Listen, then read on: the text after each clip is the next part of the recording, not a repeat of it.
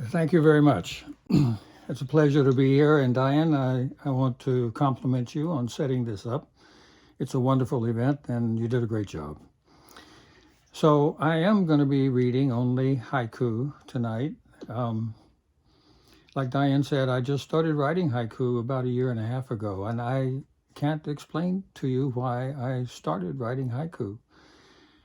But I think it may have had something to do with the pandemic and the changes in our brain waves that occur around situations like that.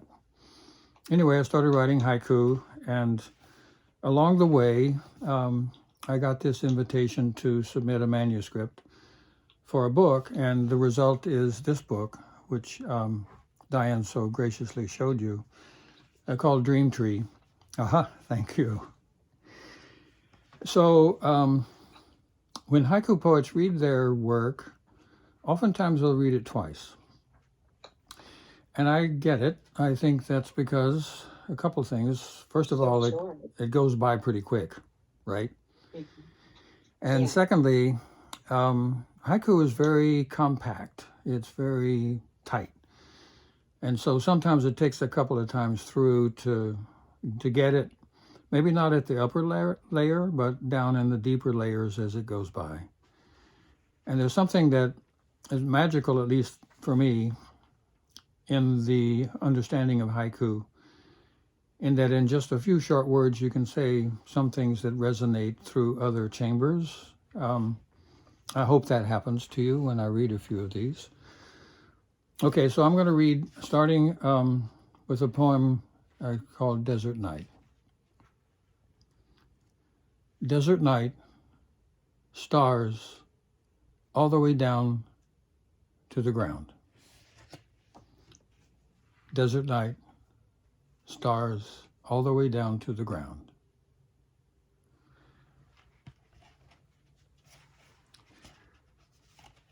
Cold snap. On the blackened branch, a folded owl. Cold snap. On the blackened branch, a folded owl. So I won't always read twice, but some of them seem to need that from time to time.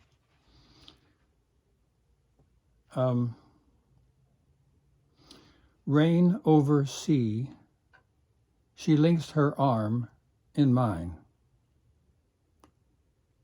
Rain over sea, she links her arm in mine.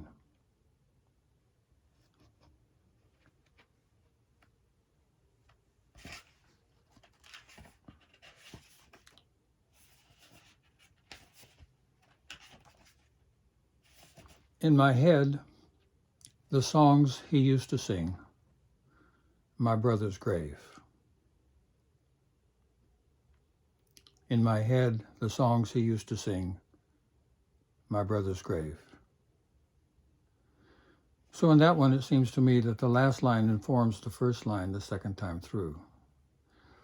So that when you hear in my head, you already know it's about my brother's grave. So there's a somewhat different feeling that comes as a result.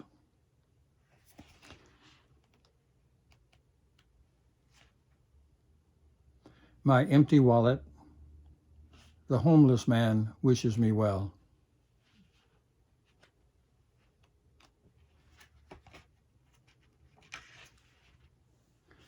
Places my father took me, river, mountain, sky.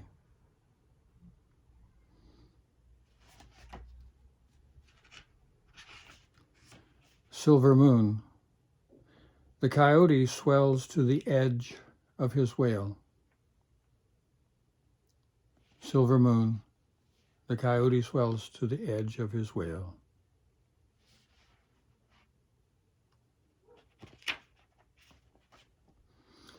Sun on winter pond, ice and water changing places. Sun on winter pond, ice and water changing places. Her face ignites, goes out, ignites, goes out. Passing firefly.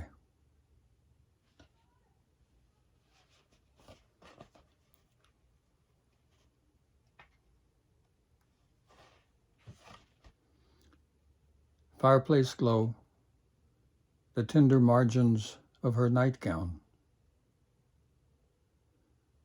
Fireplace glow, the tender margins of her nightgown.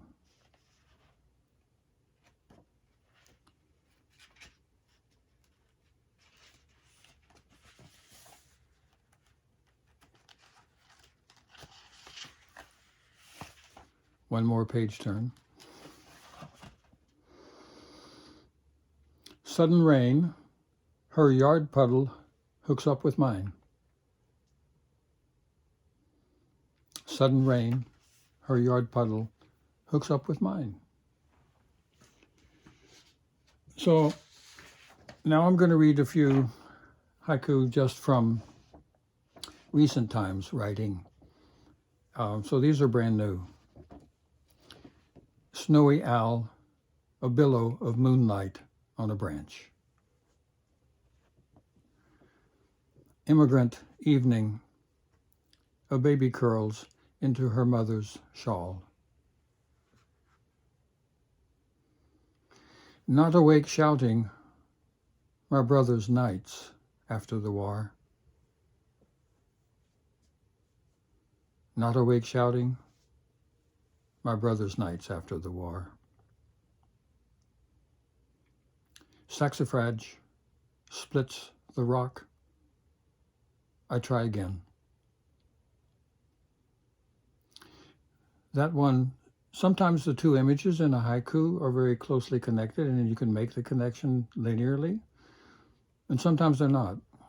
And I think those are the more interesting ones because they call upon you to use deeper ways of thinking to make the connection.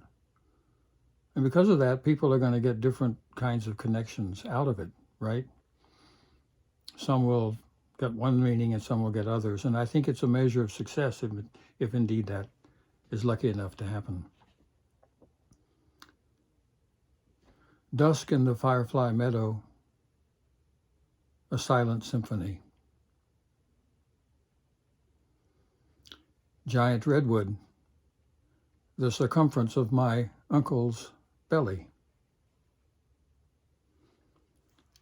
7 afloat, clouds in the mist. Morning haze, a triangle of light among the pines. In loneliness, there is a place where light comes from. In loneliness, there is a place where light comes from.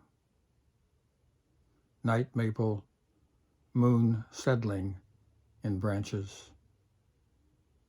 And my last one, in the canopy, oak trees and islands of sky. Thank you very much. David, thank you very much.